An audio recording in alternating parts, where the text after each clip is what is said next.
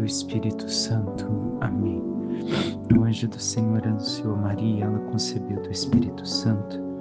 Ave Maria, cheia de graça, o Senhor é convosco. Bendita sois vós entre as mulheres, e bendito é o fruto do vosso ventre, Jesus. Santa Maria, Mãe de Deus, rogai por nós, pecadores, agora e na hora de nossa morte. Amém. Eis aqui a serva do Senhor, faça-se em mim segundo a vossa palavra.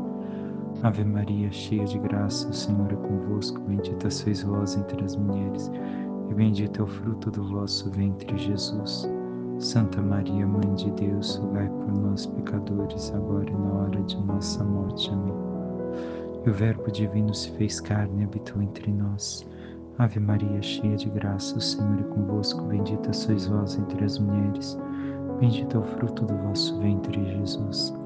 Santa Maria, Mãe de Deus, rogai por nós, pecadores, agora e na hora de nossa morte. Amém. Rogai por nós, Santa Mãe de Deus, para que sejamos dignos das promessas de Cristo.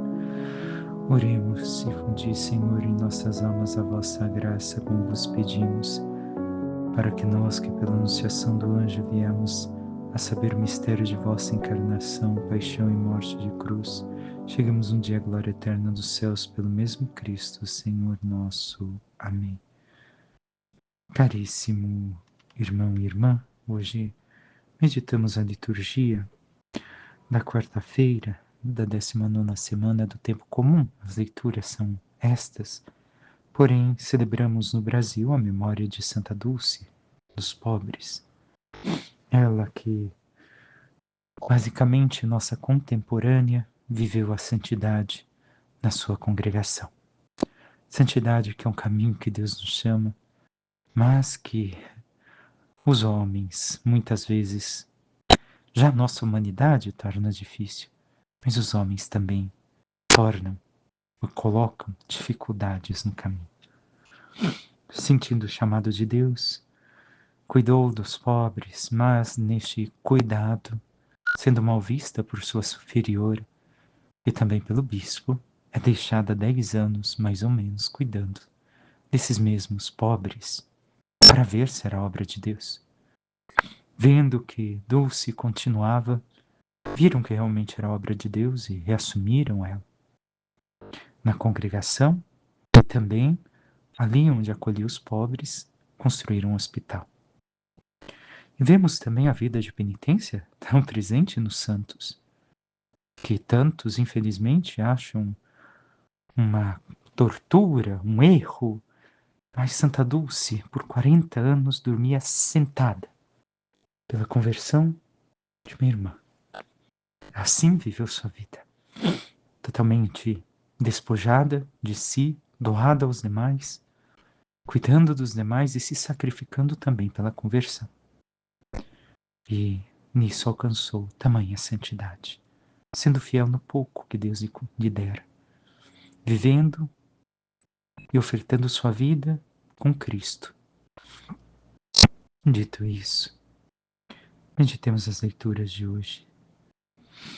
A primeira leitura de Deuteronômio, vemos agora sim, mais uma vez falando de Moisés, mas o encerramento de sua vida.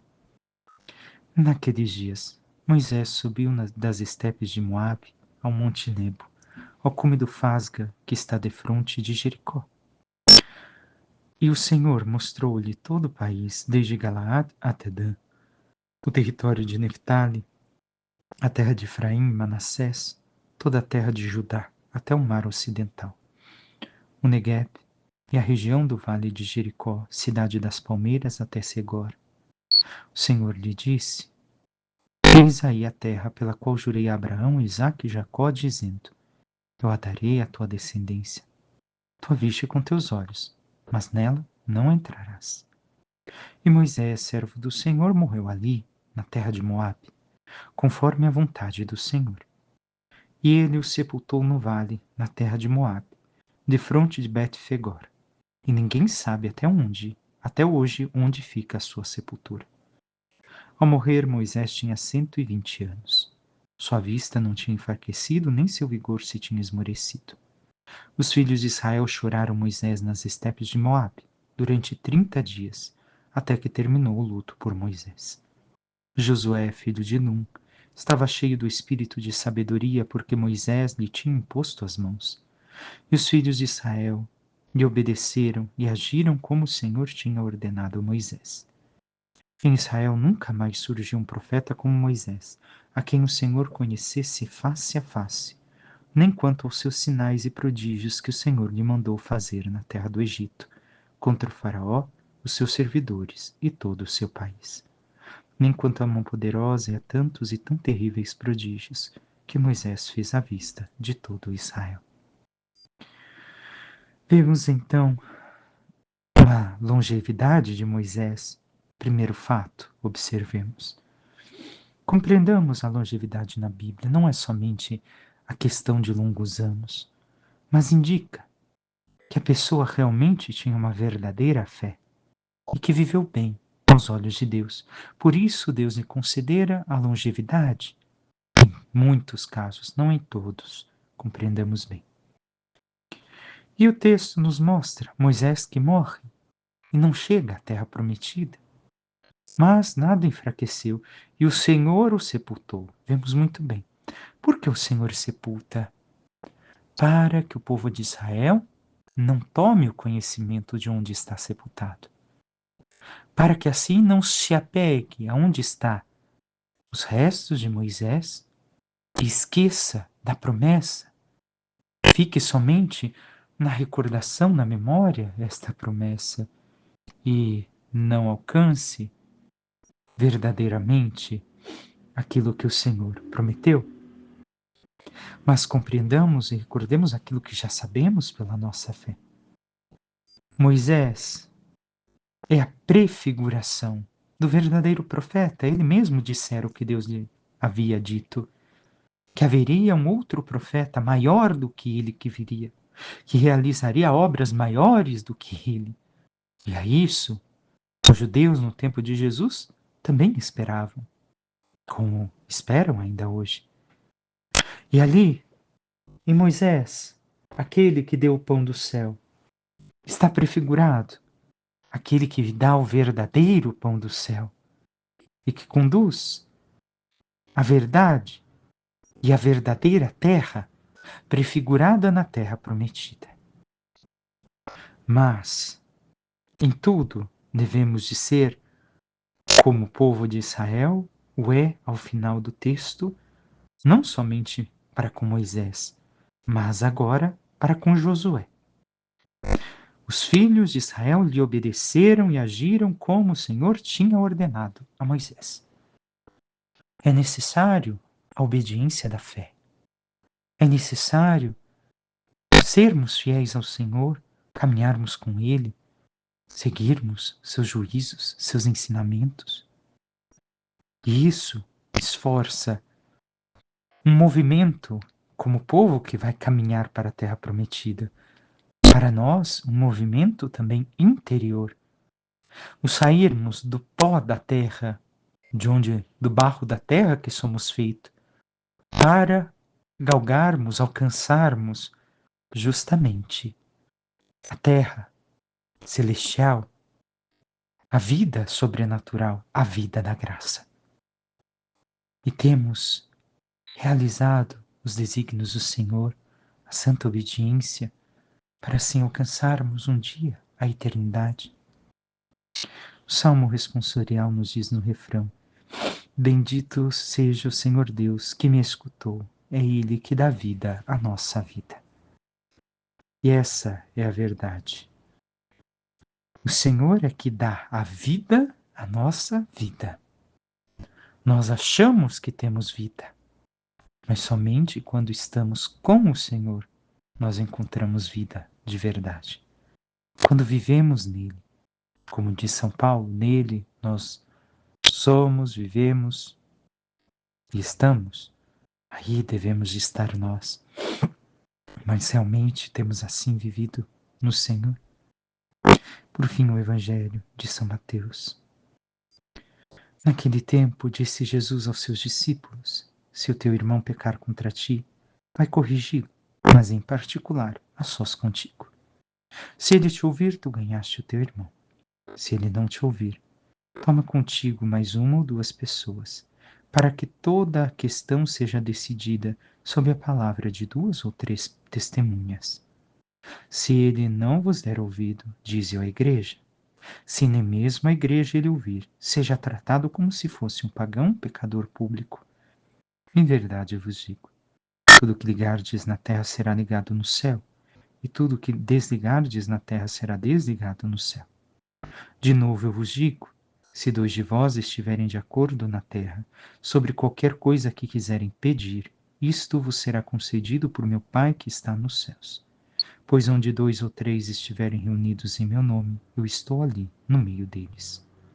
Palavra da salvação. Glória a vós, Senhor. Caríssimo irmão e irmã, em certo modo, ontem nós escutávamos o Senhor que também falava condenando o escândalo. Hoje, o Senhor condena a negligência. Esta é a primeira parte que podemos empreender do Evangelho. Ele condena a nossa negligência no caminho da vida eterna. Ele pede de nós uma cooperação para a salvação do irmão. Mas devemos de compreender muito bem o que o Senhor está pedindo. Estamos, como vimos ontem, nos discursos eclesiásticos, discursos da igreja. E tudo aqui tem um sentido desde quando vivido na profundidade da fé e não na superficialidade. O problema é que a correção, muitas vezes, as pessoas querem fazer de forma superficial. E quem quer receber a toma como ataque. Não é assim que devemos de ser e agir, irmão e irmã. Compreendamos muito bem o que o Senhor tem a dizer. Entendamos? Se o teu irmão pecar contra ti, vai corrigi-lo, em particular, a sós contigo. Por quê? Porque muitas vezes o falar pessoalmente com a pessoa ajuda a pessoa a tomar consciência, talvez meditar sobre o seu erro e corrigir a sua vida. Mas o pecar contra ti, se estamos aqui falando de questão de igreja, contra a igreja, contra o corpo místico de Cristo, não é porque meu irmão me ofendeu que eu tenho que corrigi-lo por uma ofensa somente feita a mim, porque talvez eu interpretei mal. Eu não soube aceitar também aquilo que me foi dito. Não foi me dito da forma correta, mas não aceitei. Estamos compreendendo? Se nós olharmos aqui enquanto corpo, se a nossa mão tivesse uma ação voluntária e tivesse consciência, cada membro do nosso corpo, não digo nem parte, mas membro, a nossa mão ferisse a perna, os demais membros do corpo deveriam de corrigir aquela mão que o fez. Então é isso que o Senhor pede a nós, que façamos esta correção para que o corpo místico de Cristo não se veja ferido e destruído. Mas, em primeiro lugar, corrigir em particular. E aqui devemos de recordar mais uma vez aquilo que diz Santo Agostinho, a verdade na caridade, a verdade com amor, porque eu quero a salvação do outro, não porque eu sou melhor, não porque o outro está errado, mas porque eu quero que ele se salve. E temos agido assim? Porque muitas vezes é muito fácil falar pelas costas, mas e o sentar e conversar com o irmão, ajudando-o a se corrigir? E vemos que este é o primeiro grau, porque o Senhor nos dá vários graus de como tratar esta questão. Ele pede a nossa cooperação na santificação das pessoas. E o que ele ensina aqui neste Evangelho é um método para reconstituir a comunhão fraterna perdida por causa de pecados, erros, humanidade. A correção tenta restabelecer a verdade do amor, da caridade em Cristo. Então vamos para o segundo grau que Jesus disse no Evangelho. Se não ouvir, toma mais uma ou duas testemunhas. para que através de 2 ou 3 pessoas se corrija. Bem, eu falei, eu quero a salvação do outro. Não me sinto melhor, porque sei de que barro sou feito e tenho o mesmo barro que meu irmão. Temos falhas, falhamos no amor a Deus, falhamos nas nossas atitudes, pecamos miseravelmente. Então, mas por amor, mesmo sabendo que também sou falho, chamo alguns irmãos de uma vivência de fé profunda, membros do corpo de Cristo, para que comigo ajudem o meu irmão a compreender aquilo que talvez eu não soube ensinar. Mas mais uma vez é muito triste essa situação até mesmo na igreja. Me recordo que certa vez, sendo um, tendo acabado de entrar na vida religiosa no seminário, aconteceu certa situação e pedi ajuda de um irmão para conversar com outro irmão. Não para acusá-lo, mas para mostrar que havia algo muito problemático. Aquela pessoa se sentiu ofendida, a que foi escutar a outra, e me tratou como fofoqueiro. Então não soube entender que o que eu queria era o seu bem. Não foi fazer uma fofoca, uma calúnia, uma crítica maldosa, mas simplesmente queria que se emendasse e pudesse se ajudar. Ao final, essa pessoa acabou se destruindo ao longo do caminho. Mas aquilo que eu fiz foi justamente tentando visar a correção da própria pessoa que ofendia o corpo místico de Cristo com as atitudes que estava tendo. Com isso, esse é o segundo passo. Caso não encontra, o que acontece? Dize-o ao corpo eclesial. Mas o corpo eclesial aqui pode também ser uma autoridade da igreja. Aquele que agora vai ser o juiz. Porque daqui vemos que o que vem em seguida é um juízo. Então, conversamos. Preciso expor a igreja inteira? Não, porque hoje nossas comunidades são muito grandes.